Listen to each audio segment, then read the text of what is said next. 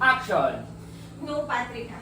I can't leave my mother. Ngayon ba na-aksidente siya, ha? Ikala ko ba you want to cut off your mother from your life? But yes, but that was before the accident. Ano ba naman, Patrick? Please lang, ha? Sa tagal ng relasyon natin, ako na lang yung lagi nagbibigay sa'yo, sa pamilya mo. For once, stand up for yourself, for your family.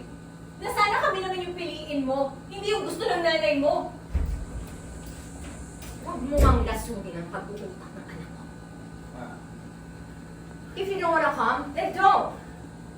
It's not up to you. It's up to me. And that's that.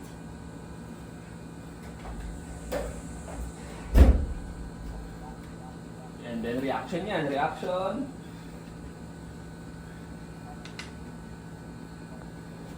And then, Patrick, na-stress ka. Dalawang babae yan. Hindi mo alam kung sino pipiliin mo. Nanay mo ba? O yung asawa mo? And cut.